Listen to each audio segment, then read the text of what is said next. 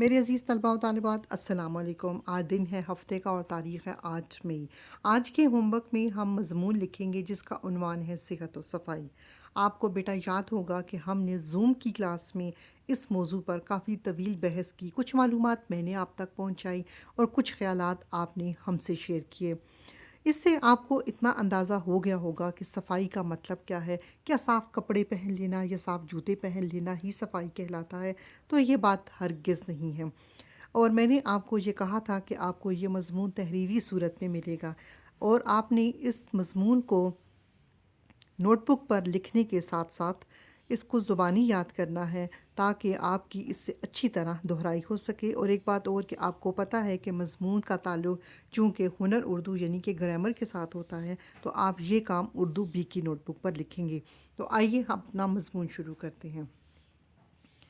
आज आप देख रहे होंगे कि जो हमारा मज़मून है वो पॉइंट्स की शक्ल में नहीं है। इससे पहले जो 2 मज़ामीन थे वो आपको पॉइंट्स की सूरत में लिखवाए गए, लेकिन फिर हमें अंदाज़ा हुआ कि पैराग्राफ में चीज़ को ज़्यादा बेहतर तरीके से बताया जा सकता है।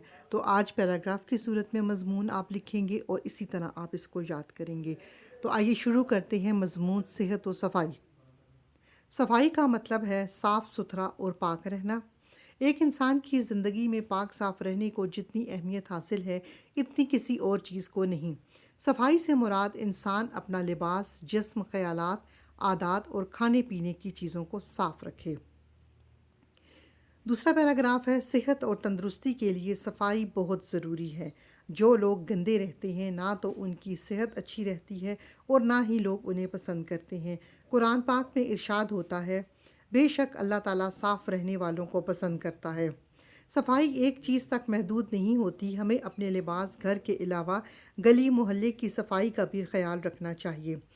तलबा के लिए ज़रूरी है कि वो सुबह उठकर दांत साफ़ करें, साफ़ लिबास पहनकर स्कूल जाएं, खाना खाने से पहले और बाद में हाथ धोएं, बाज़ार में बिकने वाली चीज़ें खाने से परहेज़ करें, अपनी किताबें और अपना बस्ता भी साफ़ रखें। अब हमारा तीसरा और आखिरी पैराग्राफ है कि एक मुसलमान की ज़िंदगी में सफाई को बहुत अहमियत हासिल है। वज़ू करने और नमाज़ पढ़ने की वजह से इंसान पाक साफ़ रहता है। इस्लाम ने हुक्म दिया है कि जुमा के दिन गुस्ल करें, नाखून तराशें और खुशबू लगाकर साफ़ कपड़े पहनें। इस हुज़ूर सल्लल्लाहु अलैहि वसल्लम ने फरमाया कि सफाई निस्फ़ ईमान है। तो आपने ये नोटबुक पर अच्छी तरीके से लिखना है, बहुत अच्छी हैंड राइटिंग पर। कोई ऐसे बच्चे जो बहुत जल्दी में काम करते हैं तो उनकी हैंड राइटिंग मज़ीद ख़राब हो जाती है। आप काम आहिस्ता कीजिए और अच्छा काम करें और काम करने के बाद अपने इमेजेस काम की हमें भेजें। बहुत शुक्रिया। अल्लाह हाफ़िज़।